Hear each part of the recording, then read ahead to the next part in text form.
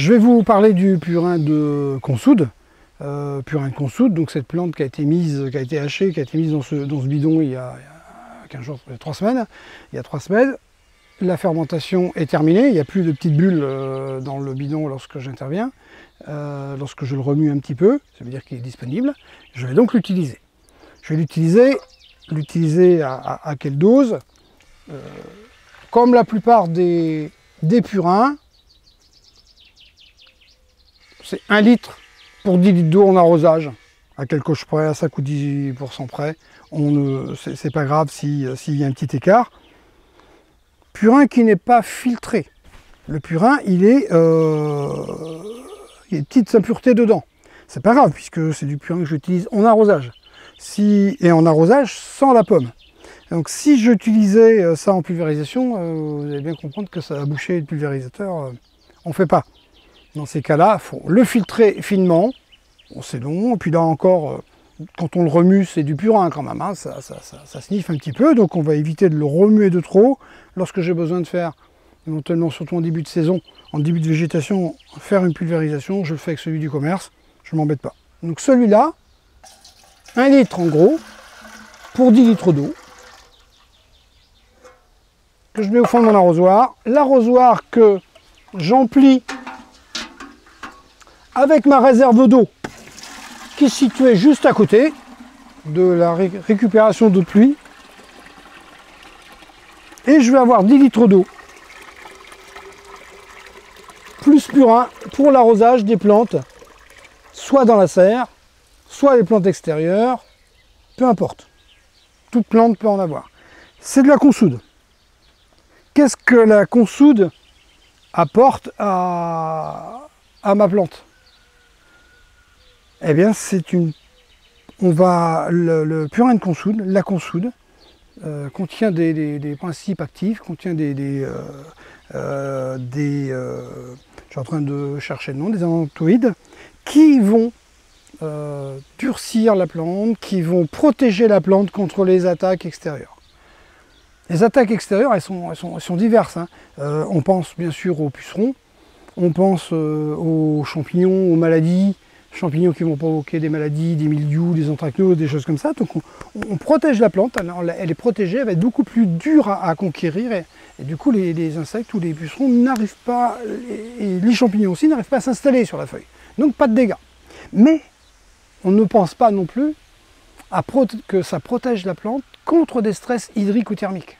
Lorsque la plante elle est solide, par rapport à une qui est très tendre, qui n'est pas protégée du tout, par un purin de ce type-là, eh bien un purin de consoude va nous protéger contre un petit écart d'arrosage. J'ai oublié 1 jour ou 2 d'arroser, la plante elle est un peu en stress. Eh bien, si une plante est en stress, elle va forcément plus ou moins être agressée par les intervenants, les intrants extérieurs, et on va avoir un dégât très vite sur la plante. Si je suis stressé, je ne serai pas en forme. Je ne suis pas stressé, tout va bien. Et la plante aussi. Donc c'est un des rôles principaux de la consoude. On ne va pas rentrer dans le détail, hein. Vous pouvez aller faire de la recherche, vous verrez que c'est bien au-delà de ça, mais on y passerait beaucoup de temps. Je peux coupler, je peux associer du purin de consoude et du purin d'ortie. Bien entendu, il y en a un qui va un peu booster la plante pour la faire se développer, et le deuxième qui va consolider, qui va bétonner la plante. Imaginez-vous, quand vous avez froid, mettez une polaire pour vous protéger. Et bien là, on met la polaire sur la plante, pour qu'elle n'ait pas froid, ou pas chaud, ou pas attaquée par des ennemis externes. Voilà son principal rôle, retenez ça, purin de consoude, consolide, protège. Et bien là, on va aller arroser les plantes. Je vous ai parlé du purin de consoude, on va donc utiliser ce purin de consoude. Purin de consoude qui a été fait donc environ il y a 3 semaines, là je l'utilise parce qu'il a fini sa fermentation, ça je vous l'ai dit. Maintenant, combien de temps il se conserve? Un certain temps, très longtemps même, puisque soit je le filtre maintenant, je le filtre finement, je le stocke dans des bidons opaques, pas de bidons transparents, bidons plastiques de préférence, soit je le laisse dans mon fût et je l'utilise Alors, suivant les années, parfois ça me fait que 3-4 mois suivant l'utilisation et je suis obligé d'en refaire une deuxième série. Soit je l'utilise pendant un an et au bout d'un an il est encore efficace puisque lorsque je l'ai utilisé au bout d'un an, j'ai eu effectivement en surdosant un petit peu, pensant qu'il était plus efficace, eh ben ça a été un petit peu en surdosage. La plante elle a crispé un petit peu et elle m'a dit que ça devait lui brûler les pieds. Donc dilué, j'ai arrosé à l'eau claire juste derrière pour rattraper le coup. Donc ça se conserve assez longtemps, ça se conserve un an sans problème. Comme vous avez sans doute l'occasion de le refaire chaque année, ben voilà. Et puis si jamais il vous en reste un peu dans le fond, là, et que vous ne savez pas quoi en faire, et que vous avez un compost, eh bien vous jetez le reste sur le compost et puis vous repartez avec du neuf. Alors, mon purin de consoude, 1 litre pour 10 litres d'eau, que je vais mettre en arrosage au pied de mes... Là, ce sont des tomates, hein, je vais mettre au pied des tomates qui ont déjà bien grossi. Je vous rappelle que les purins sont nourriciers et en plus ils protègent la plante.